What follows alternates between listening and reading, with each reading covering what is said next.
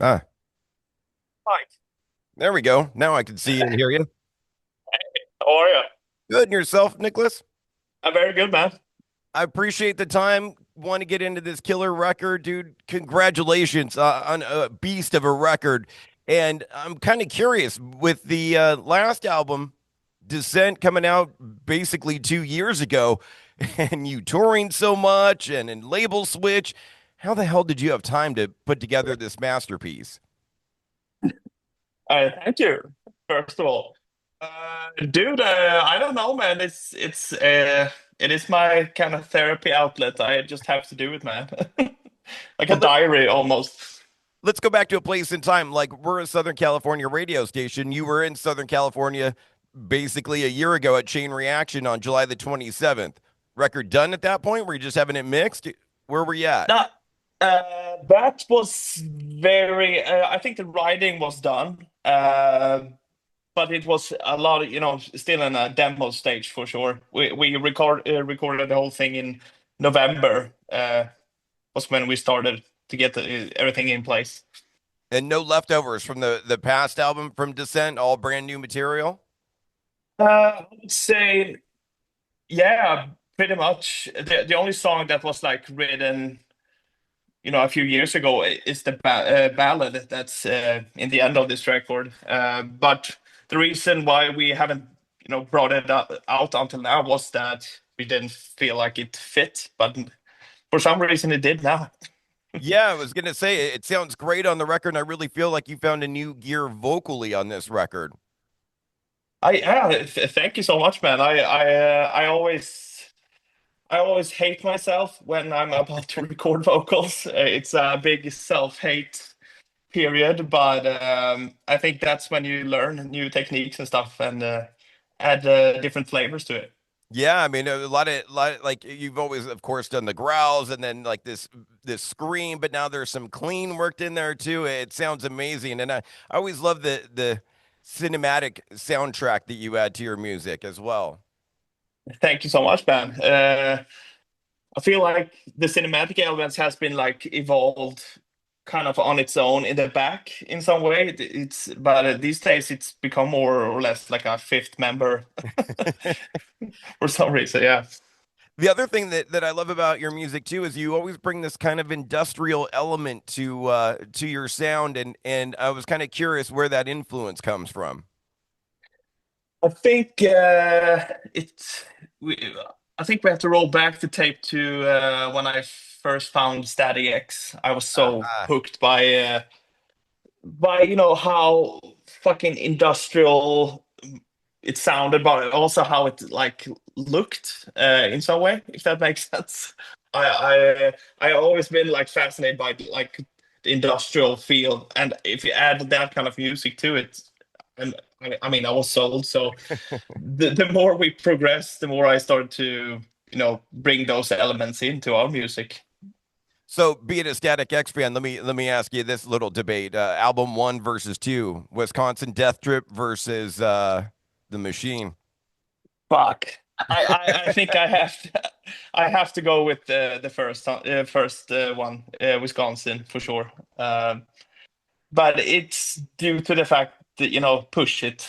I mean, what can you say? 2 minutes of glory, man. I mean, just to add something so heavy and catchy at the same time. Yeah, and I think when I found that, I think I found this song through like a YouTube clip when they played live at Ozfest or something. Hmm. The first time I heard it was a live version, and I was Oh wow! completely hooked uh, because I thought that was like the studio song because it sounded so good live. Speaking of them live, have you seen them recently with Zero fronting the band nowadays?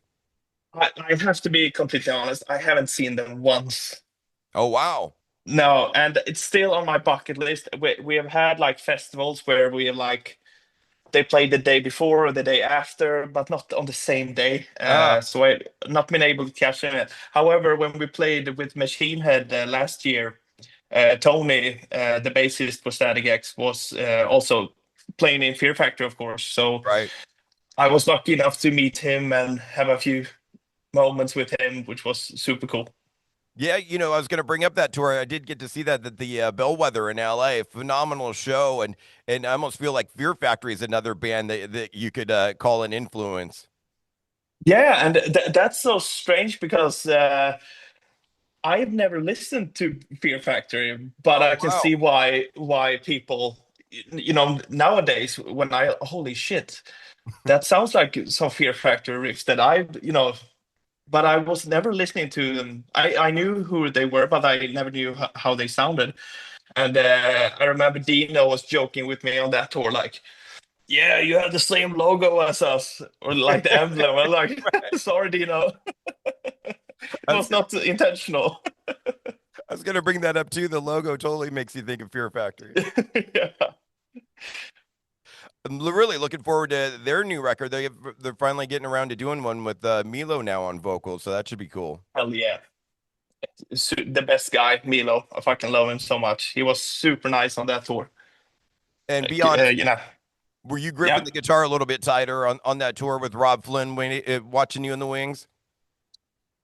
definitely. I think we we created the set list for that tour like specifically for what he liked, I think. Let him pick the set list pretty much. Pretty much, yeah. Phenomenal, phenomenal what he's been doing for all these years now in the Machine Head legacy and their catalog of albums and keeping it going. And even the last album was great as well. Hell yeah, man. What a legend. And what a down to earth legend, I would say. I mean, the first time we met him, I don't know if we were drinking or what the hell we were doing, but it was like talking with a neighbor, basically. So yeah, Getting back to the album, and we were talking about hooky songs.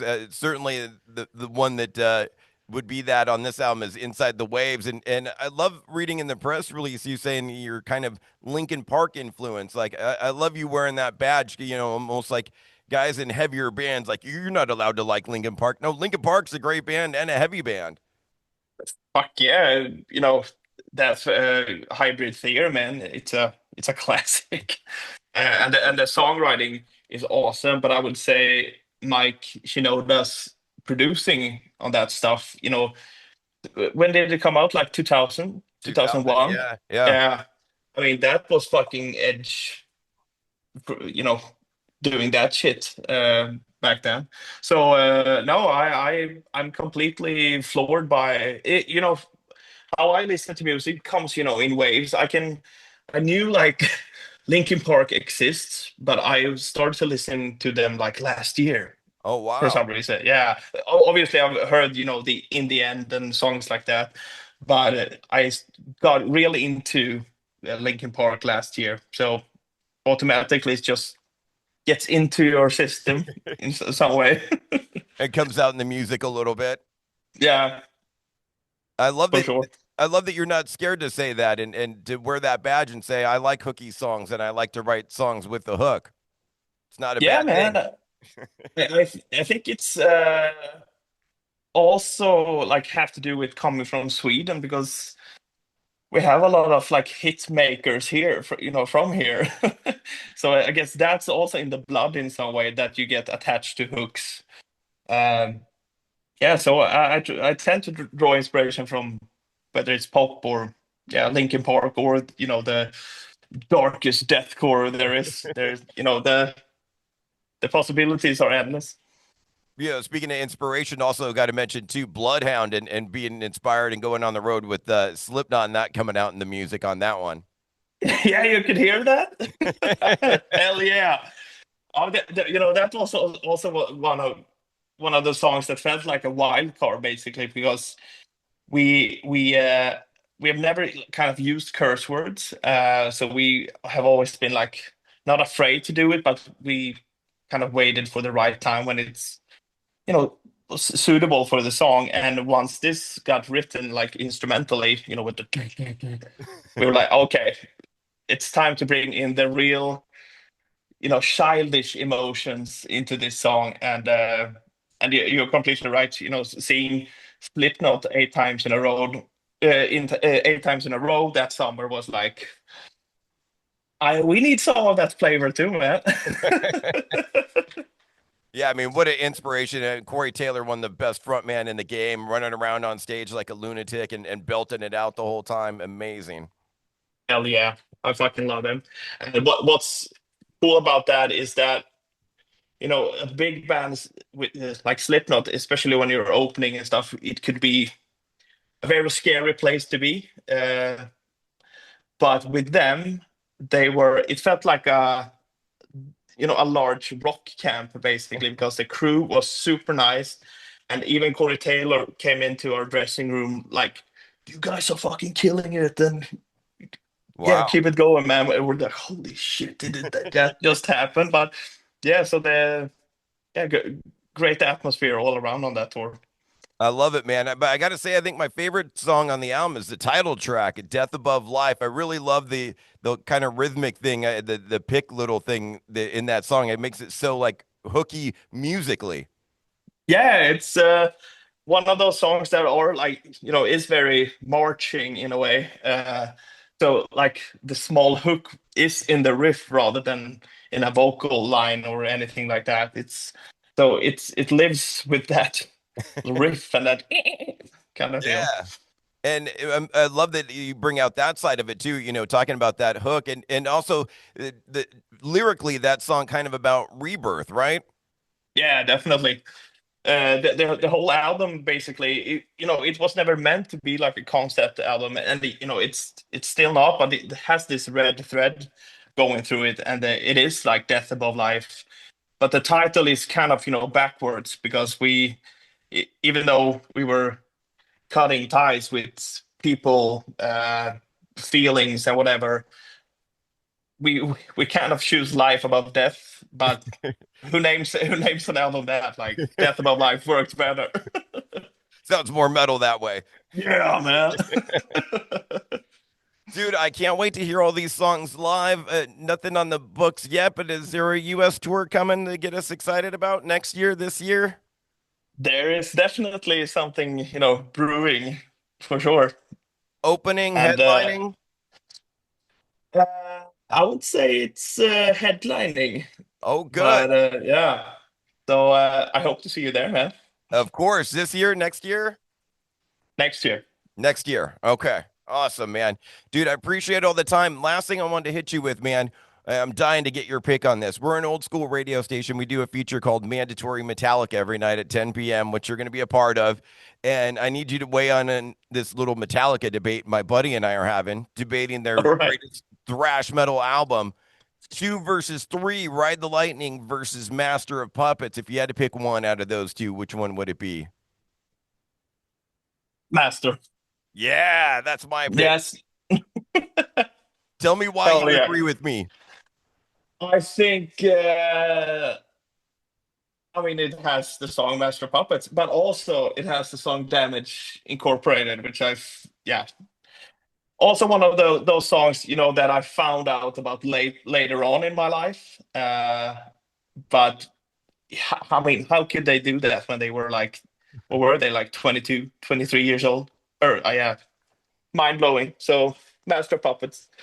Yeah, I mean, to write Orion and Damage Inc. and Battery, like, It's just full of it you in the know, best way possible.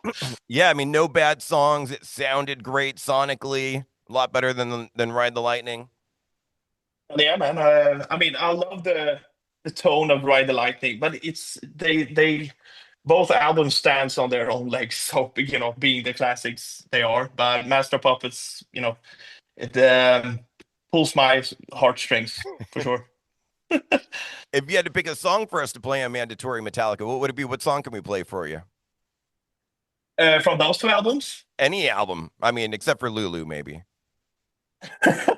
yeah, I would go a bit further and choose Devil's Dance. Oh, wow, off of Load. Yeah, yeah. So you're the guy I can have the load versus reload debate with as well? I see those two albums as one basically. So They really I don't are. know if there is a debate, but I found it. They have some really cool fucking songs there, and Hetfield's vocal work is incredible on that stuff. So yeah. Going a little country and everything too in there. Yeah, but it's for some fucking weird reason it fits so well where they were at the time, I guess. Beautiful, man. Thank you so much for the time and the killer album. I cannot wait to hear these tunes live and see you on a headline tour. That's music to my ears. It's going to be a headline versus an opener. It's time. Brilliant, Mike. Fuck yeah. Safe travels, man, and best of luck with the new record, man. Thank you for your time. I appreciate it. Thank you, Mike. See ya. Bye bye.